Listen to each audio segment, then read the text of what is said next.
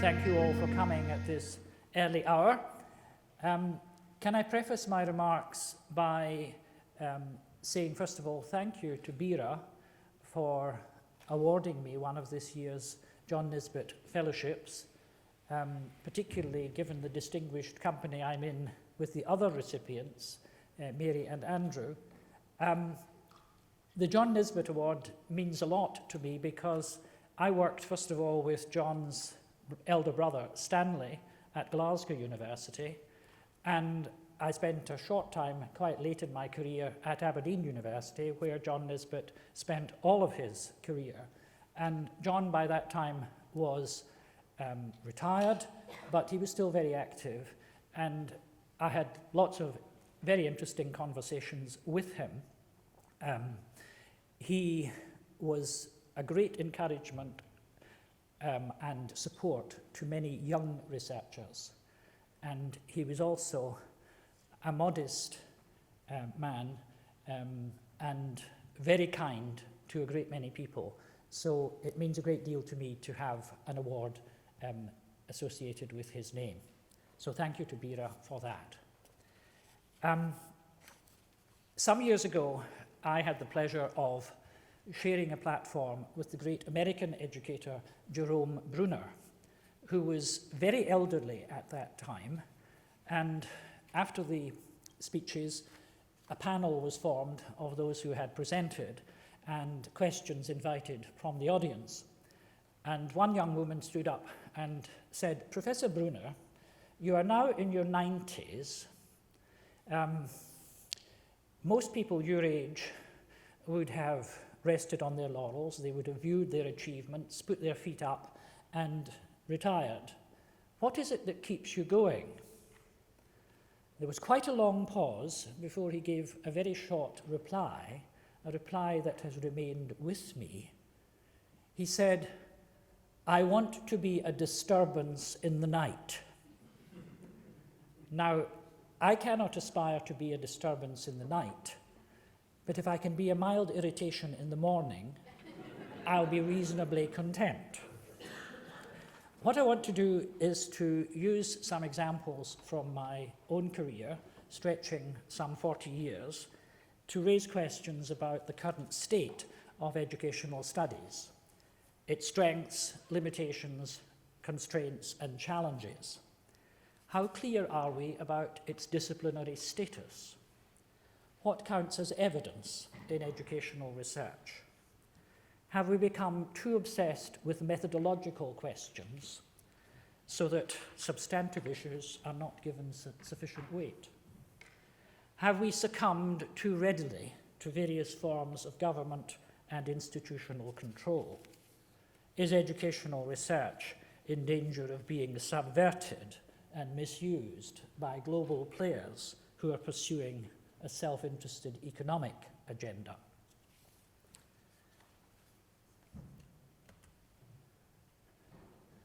I like to give an advance organizer to what I have to say for two reasons. One, it is to remind myself of the direction in which I ought to be going, and especially at my age, that becomes increasingly important. I was made aware of my age not so long ago when on the campus at Stirling University, seeking a building I hadn't had occasion to visit before, and I asked a student for directions. I must have been looking rather rough that day, because she looked at me sympathetically and said, "Is it the dementia centre you're looking for?" Not quite yet. The second reason is, of course, that having an advance organizer gives the audience hope that the experience will eventually come to an end. So these are the four headings I'm using. First of all, I want to say something about my encounters with officialdom, which will give you a sense of how I position myself in the Scottish educational world. This part is a little bit anecdotal, but I think as a starter, it's perhaps not a bad place to begin. I once was invited to be a member of a fairly low-level national committee looking at an aspect of education which certainly needed to be improved, but which was not especially controversial. And the experience gave me an insight into the workings of educational officialdom. At one point, a senior member of the inspectorate who was on the committee, a rather smooth and polished gentleman, the word oleaginous springs to mind, suggested that it was important that the committee's report should go with the grain of official thinking. And I didn't like the sound of that very much. Was the committee merely set up to endorse what had already been decided? What if I didn't agree with the official line? Would there be unwelcome and perhaps unpleasant consequences? In fact, the report that emerged was bland and had little impact, which was perhaps the intention all along. I wasn't aware of having particularly blotted my copybook, but I was never again invited to be a member of a national committee. I have come to regard that as a reward rather than a punishment. I suppose the experience led me to position myself as a relative outsider in relation to the educational establishment. I've never been particularly good at networking in high places or at mounting charm offensives. One of my former colleagues once said, "You can do the offensive part quite well, but you struggle when it comes to the charm." Later in my career, I had other interesting encounters with members of the inspectorate. In the late 1990s, I co-wrote a short pamphlet on policy making in Scottish education with Professor Tom Bryce of Strathclyde University. At that time, I was at Glasgow. The pamphlet was intended to brief the first elected members of the Scottish Parliament about the policy-making process and to equip them to direct searching questions to officials and government ministers. It was not well received by some civil servants who didn't presumably welcome the prospect of being held to greater account than in the days before devolution. A very senior member of the inspectorate wrote to the vice principals of Glasgow and Strathclyde universities complaining about the offending pamphlet. This is rather similar to Mary's story yesterday when one of her pieces of research caused a degree of offence. The senior member of the inspectorate didn't contact either Tom or myself directly. I managed to obtain a copy of the letter by legitimate means. No filing cabinets were damaged, and we responded robustly, offering to have a public debate about the issues. Our offer was not taken up. This behind-the-scenes attempt to discredit us, while unpleasant, didn't do us any lasting harm. Tom and I are both in our 70s and both still active. The senior inspector has long retired, and I am led to understand that he now relieves his anger on the golf course. It shouldn't be assumed that I am always at war with the inspectorate. I've had very constructive dealings with a number of them over the years, and indeed some have contributed to successive editions of Scottish Education, which I co-edit with Tom Bryce. And only this year, I myself contributed to a collection of tributes to former members of the inspectorate across the UK, when I wrote about two important figures in the history of the Scottish inspectorate. Let me mention one final experience with the inspectorate, again, not entirely positive. I was a speaker at a national conference in which there had been inputs by an academic, a director of education, and a senior member of the inspectorate. My role was to be discussant at the end of the conference, and I made reference to the three keynote speeches in what I thought were fairly balanced assessments. Afterwards, the inspector took me aside and advised me that I should be careful about criticising the inspectorate in public. I hadn't said anything particularly critical, but clearly I had touched a nerve. We had a short conversation without personal rancour, and I made an immediate note of the exchange. I subsequently wrote and published an article about the incident entitled "Advice Rejected, a Case of Official Misjudgment." I mention these episodes not just to give you a sense of where I've positioned myself in relation to educational officialdom, but also to suggest that many of the cherished values of Scottish education, democracy, consensus, partnership, really need to be subjected to critical scrutiny. And that is what I have attempted to do in much of my research and writing, and this takes me to the second part of my talk.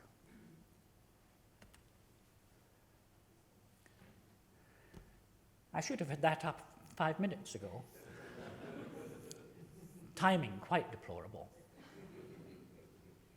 Yes, well, I think I have covered the points, however, even although I didn't get the slide up in time. Let's move on, he said, trying to recover the situation. When I was first appointed to Glasgow University in 1976, there was a generally held view that education as a field of study could be explained in terms of 4 foundation disciplines: history, philosophy, psychology, sociology. Many courses in teacher education were structured along these lines, with inputs from specialists in the 4 areas. It was hoped that some kind of magical synthesis would take place in the minds of students, bringing together these various inputs and enabling them to understand the complexity of educational processes. This was rather optimistic, since many of those presenting the courses had failed to achieve the magical synthesis themselves, remaining essentially historians, philosophers, psychologists, or sociologists. Academic tribalism can be a powerful force. One criticism of the Foundation's discipline model was that it seemed to present education as being parasitic on other fields of inquiry. And the question began to be asked, does it not have an intellectual core of its own? And for a time, this led to a focus on curriculum, which seemed to be centrally about education. The work of people like Denis Lawton and Lawrence Stenhouse was important in this respect. And in the decades that followed, we had all sorts of other specialisms emerging: school effectiveness and improvement, leadership and management, special educational needs, and so on. And this diversity had some advantages. It showed the range and scope of educational studies. In 2007, Andrew Pollard wrote, "Educational research is a broad and diverse field in which different epistemologies, themes, research designs, methodologies, purposes, and aspirations to knowledge claims can be found." I think that was true, but the breadth of application also led to a degree of intellectual fragmentation. What was missing was a comprehensive overview of the central principles and concerns of the field. I remember asking, why was it that John Dewey's Democracy and Education, first published in 1916, seemed to be the last attempt at a general theory of education? And significantly, Dewey's ideas were informed by the social, economic, and political pressures of the time, which were placing new demands for schooling and on schooling. And his engagement with these pressures was, I think, one reason why his book attracted so much attention. For a detailed study of the development of education as a field of inquiry, I would strongly recommend Gary McCulloch and Stephen Cowan's 2017 book, A Social History of Educational Studies and Research. And Gary told me yesterday that a paperback edition has just appeared. So there's an incentive.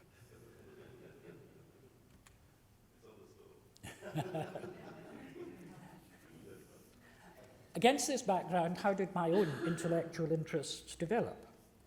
One of the first things that is perhaps worth mentioning is that I worked on a co-edited book on the history of Scottish education with a colleague at Glasgow, Hamish Patterson. We found the standard histories at that time complacent and hagiographical, presenting a story of steady and continuous progress, led by men, always men, who, it was claimed, represented disinterested stewardship and a sense of public service. We sought to open up new lines of inquiry, setting the legislative reforms and policy developments in their social, economic, and political context. And this caused me to question the official narrative of the Scottish educational tradition, in which the principles of democracy and equality were treated as unproblematic. As a footnote, I would add that although history of education in Scotland is still underdeveloped and hardly features at all in initial courses of teacher preparation, in recent years there have been a number of important contributions which have improved the field, and I'm thinking particularly of the work of Robert Anderson, Lindsay Patterson, and Stephen McKinney, who happens to be here. I then extended the critical perspective on historical accounts to look at the contemporary educational scene. If the myths of the past needed deconstructing, what about the myths of the present? I began to take an interest in what I came to call the narrative privilege of officialdom, though I didn't use that term at that time. I used the term later. By narrative privilege, I mean the capacity of people, not just in education, in any field of endeavour, to craft their own account of what they have achieved. You can see it most obviously in the memoirs of politicians who want a favourable place in history. Evidence of narrative privilege is to be found in all sorts of documents, some of them sometimes overlooked. And as I was researching for the leadership class in Scottish education, I spent many hours reading all sorts of incredibly dull documents, often of an ephemeral nature, newsletters, minutes, notes of meetings, reviews, press releases, that kind of thing. And what that enabled me to do was to get a sense of the connections within the system, the way in which groups and individuals linked to each other. These documents were written in seemingly detached and impersonal language, which I came to the conclusion was designed to disguise the degree of self-interest that was involved. And clearly this is similar territory to Foucault's work on discourse, but in the short term I was more influenced by the work of the linguist Norman Fairclough. And I'll say a little bit more shortly about books that have influenced me, because I think in terms of explaining your own intellectual history, part of it has to do with the texts that you have read that have made an impact and have influenced your thinking. I suppose I've written more about policy analysis than anything else.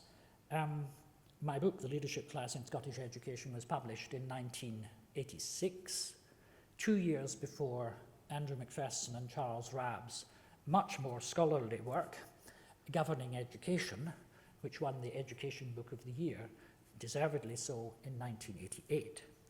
And whereas my book was deliberately provocative and polemical, theirs was based on painstaking research, informed by extensive interviews, and written in measured tones. Their findings drew on comments by key figures in the educational policy community in the period after the Second World War: politicians, civil servants, inspectors, directors of education, college principals, and so on. And their access to these people was aided by the fact that they were not dealing with current events, because some of them were people who had to sign the Official Secrets Act, but most of them had retired, and they could be more open, although never entirely open. Andrew Macpherson and Charles Rabb referred to their informants as extinct volcanoes. What their approach enabled them to do was to build a picture of the assumptive world of leading policymakers. And that phrase, assumptive world, I think is quite a good one.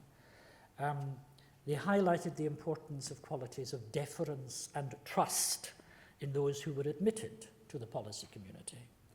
And the two books, Governing Education and the Leadership Class, I think helped to establish policy studies as an important field of inquiry in Scotland. Stephen Ball's early work did the same for England.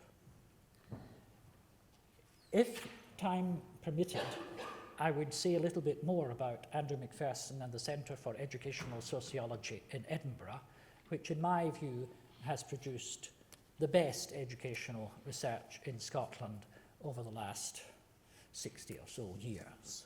I just mentioned one other book which Andrew Macpherson co-edited because it was one that remained with me for a long time, a book called Tell Them From Me, which was a collection of student views of their experience of schooling, particularly youngsters who didn't do well at school and who felt they were marginalized and ignored and treated badly. And it was an early example of pupil voice being listened to. It was also very interesting from a methodological point of view, and the introduction explaining the methodology, I think, is worth revisiting.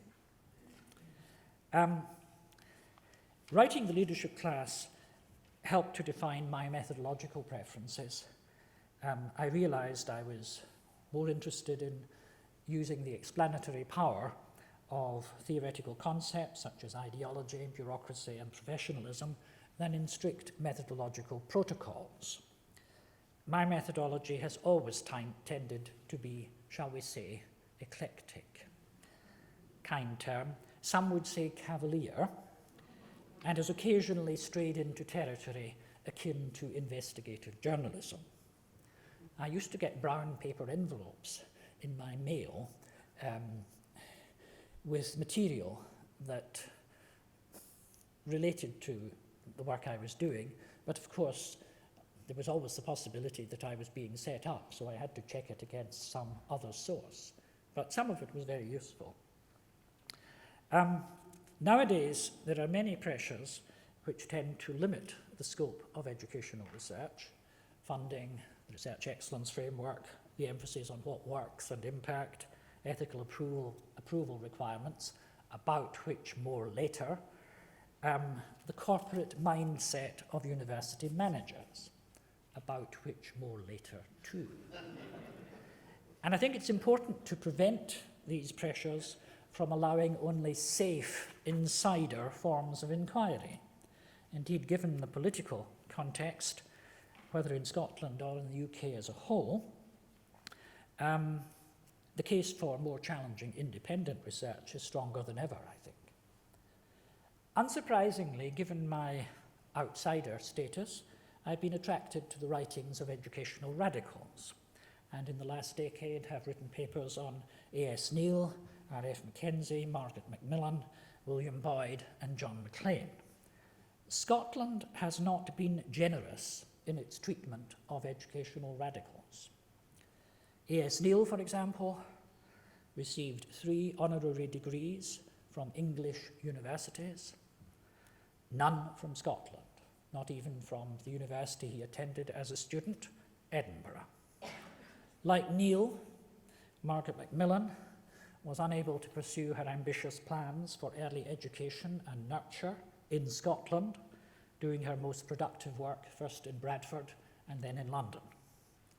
William Boyd, who had an international reputation for his progressive ideas through the New Education Fellowship, was never given a professorship at Glasgow University, reputedly because he was suspected, quite wrongly, of being a communist.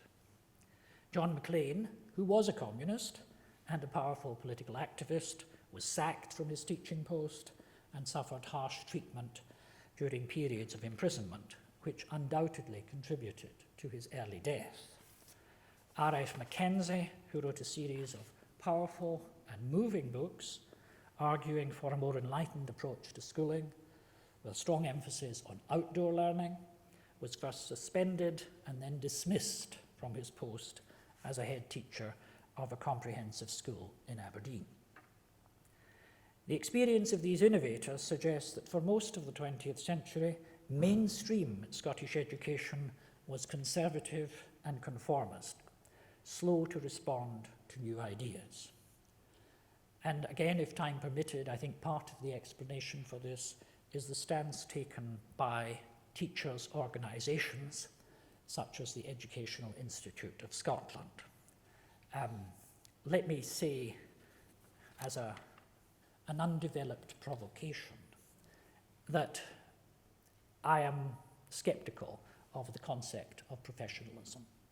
I think professionalism is misused, it's misunderstood, it's exploited by various interest groups, and I'm inclined to agree with George Bernard Shaw, who said all professions are conspiracies against the laity.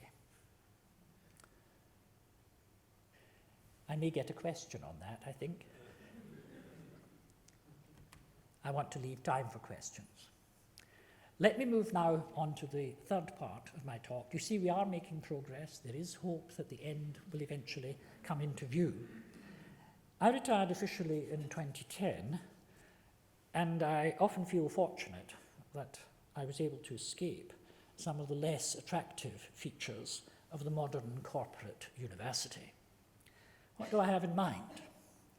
Let me start with a few points that might gain assent before moving on to the more contentious areas where I suspect I will not get universal agreement.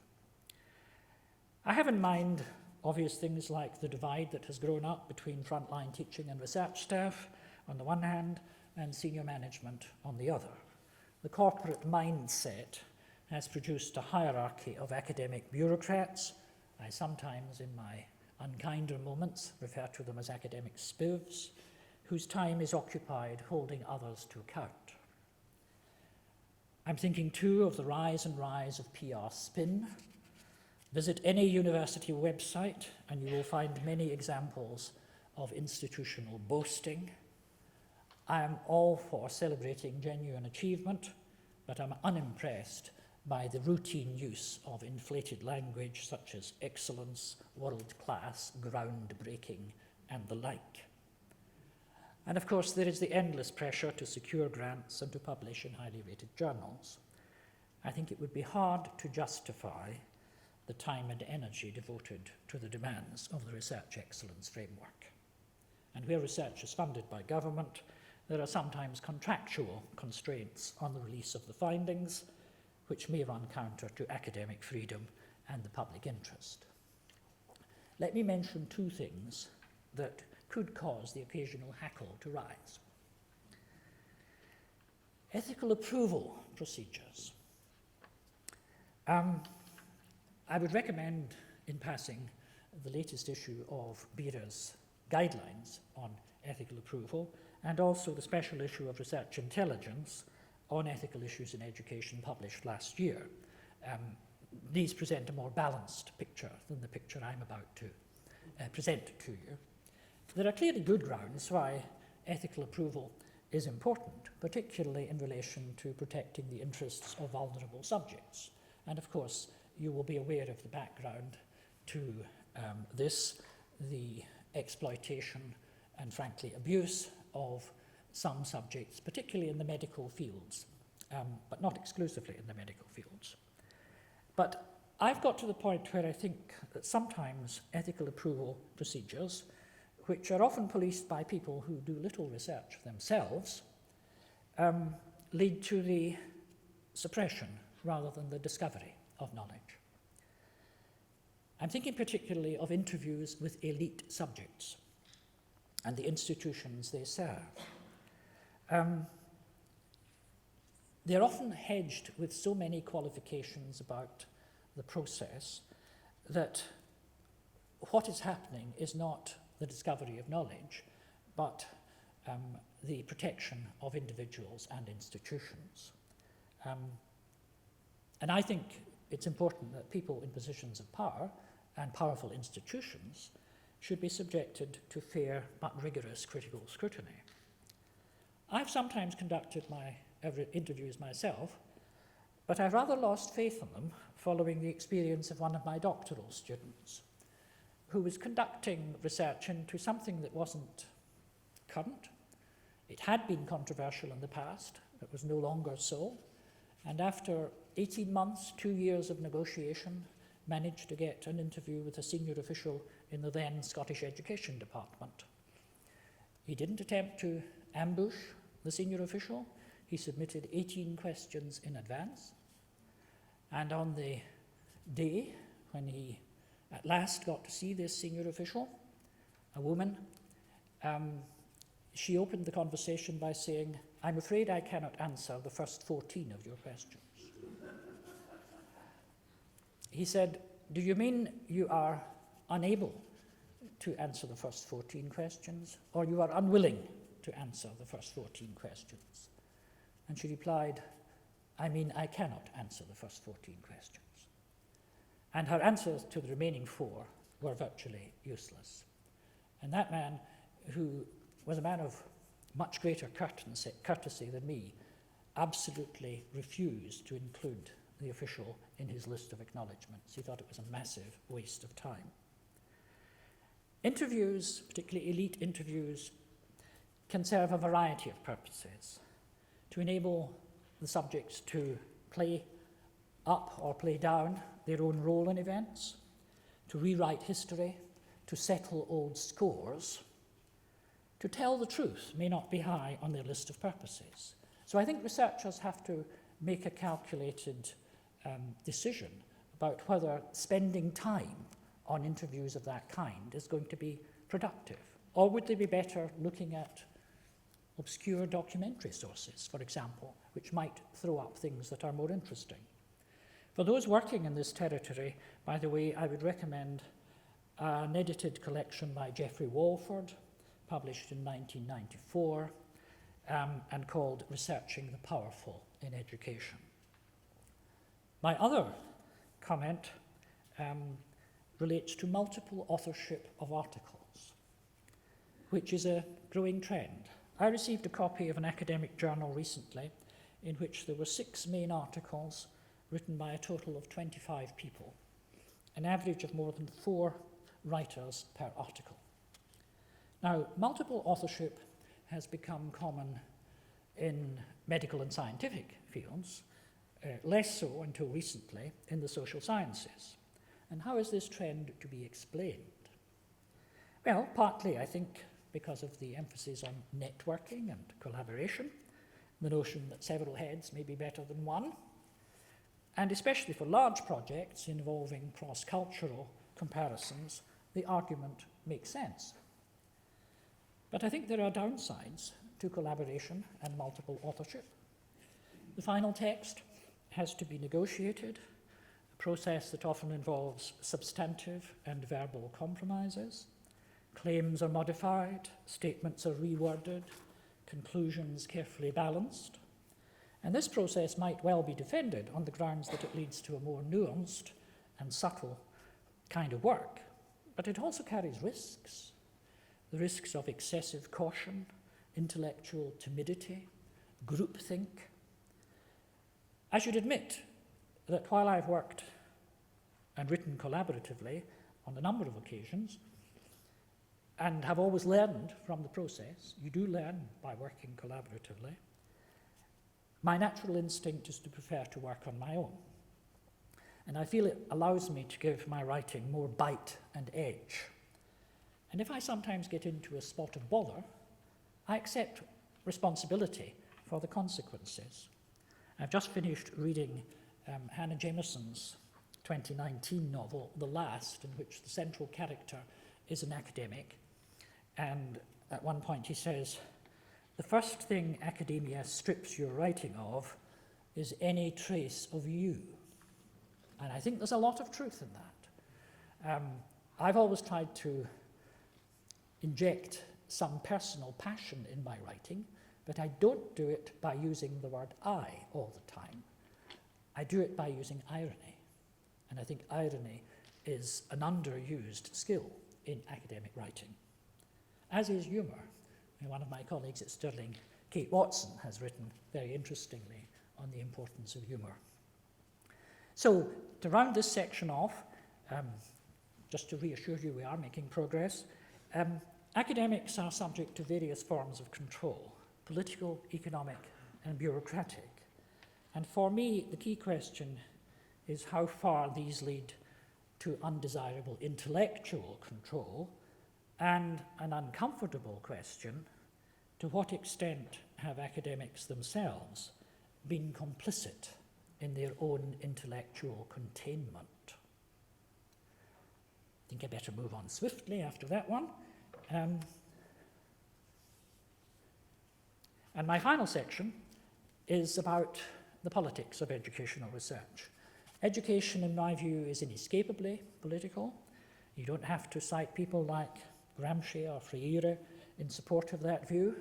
It was there in the educational recommendations of the ancient Greeks, Plato and Aristotle, who framed their educational views in the context of their political philosophies. Then and now, educational principles are shaped by ideas about the kind of society we want and the kind of human qualities we want to develop to sustain and improve that society.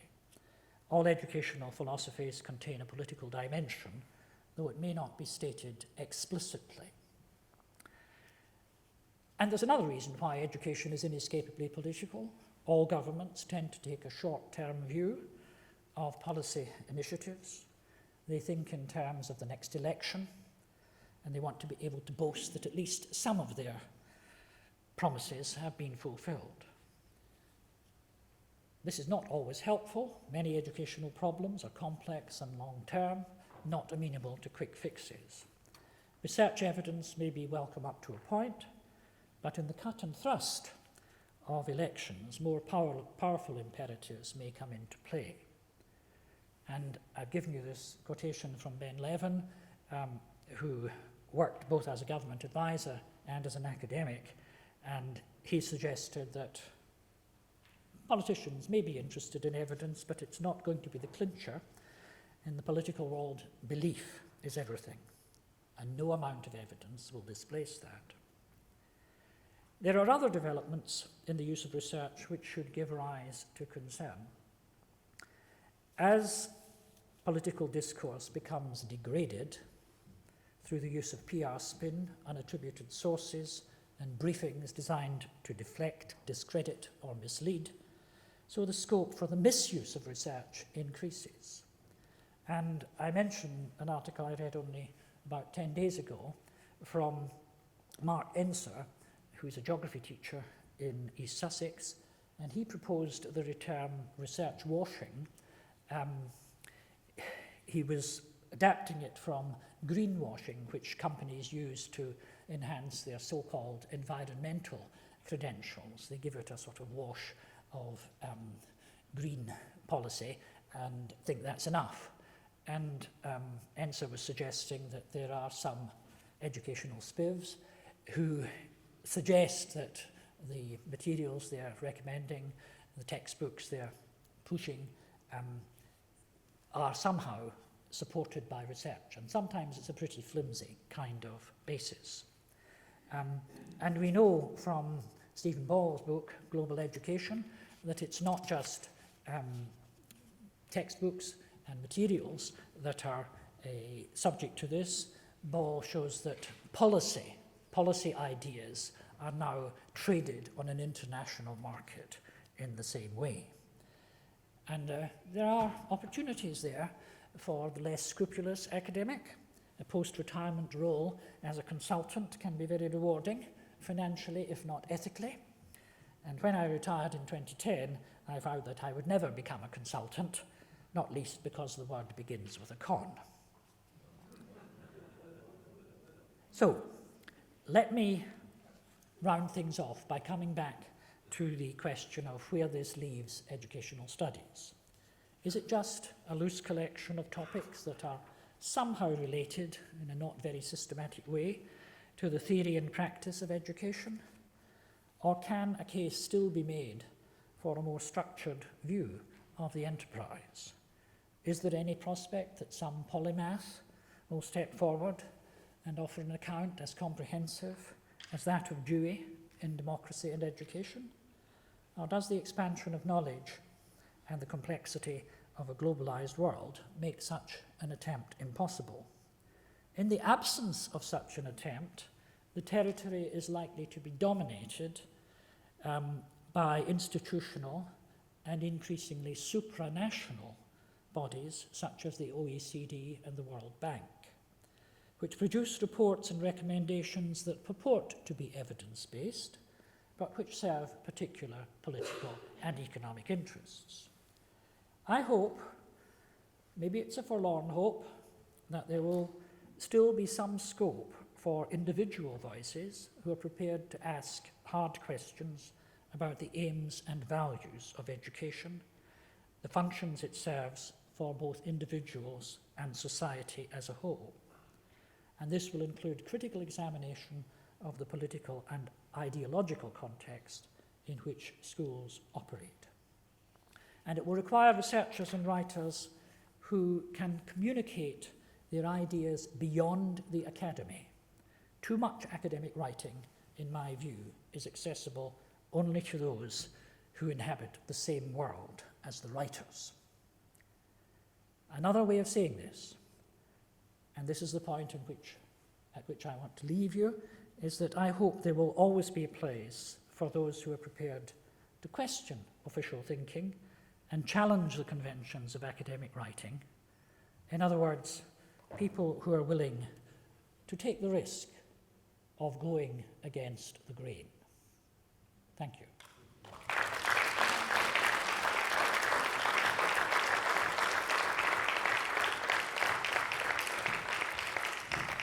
And I think we have some time for questions. Thank you very much. I wanted to ask you a little bit about what you said about irony in academic writing. Yes.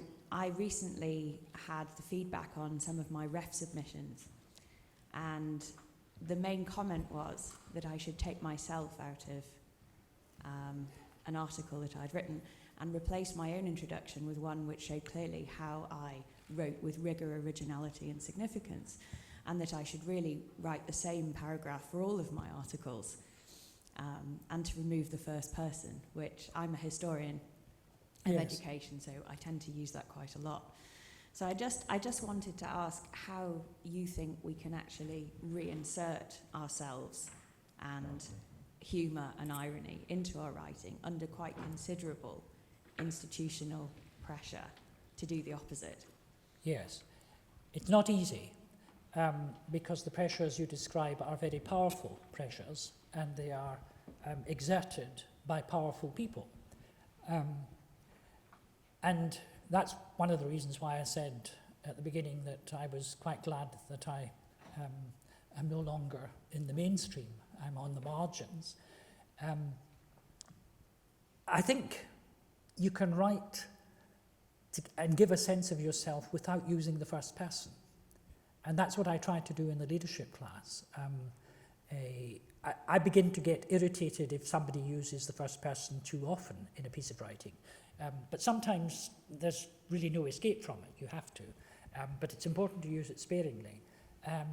I suspect that, there are a lot of humorless people in education. I suspect that, the folk who are pushing the rigor and originality and impact agenda are not noted for their wit.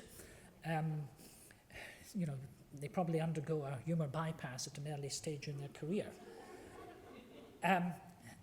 But that's why one way of dealing with it would be to, okay, you're at an early stage of your career. You have to play by the unwritten rules to an extent. But you can write for other audiences. You can write the same paper on an internet journal, for example, and write it in the way that you want to write it, and write it with passion and anger and commitment. And it's surprising, sometimes that gets more attention than the academic article. A piece I wrote for an online journal last year, which had the slightly provocative a title, 7 Reasons Why Scottish Education is Underperforming, that probably got a lot more hits than my more serious academic writing. And you then get invited to speak at places. So, in that sense, you're creating your own agenda that's not controlled by the ref gurus. Irony. Okay.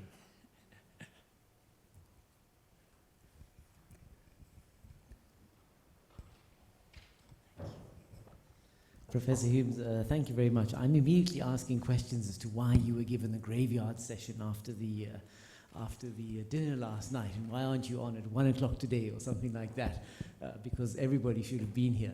But I'm glad I got up. I want to ask you a question about whether you see a lot of scholarship or attempted scholarship in the field of critical what people tend to call social justice inquiry is very often quite weak.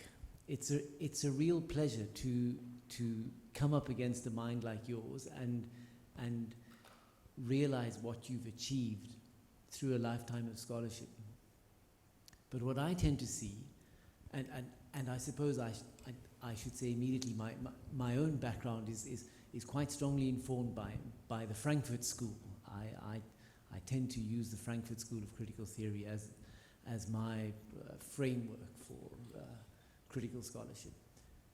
But almost every second young academic researcher claims to have something about social justice in his or her portfolio. It's almost social justice washing. Yes. And I want to ask you, what would your advice be to young researchers who put this out there in a rather glib and unsophisticated manner? What does it take to produce that? To produce what's your approach been to your scholarship? Is it just hard work? Is it a constantly critical mind? Is it a grounding in a particular theoretical perspective which you've really studied? How do we avoid simple, glib social justice washing? Yeah, good question. Difficult to answer well. It relates to what I mentioned about the rise and rise of PR spin and crafting a CV, for example, in a way that will appeal to a particular audience. I don't think I think hard work is important, but having said that, I know a number of academics who have worked hard and not got the recognition that they deserved. And I think somebody who wants to remain critical in the way that you suggest has to accept that there will be risks and that things can sometimes count against you.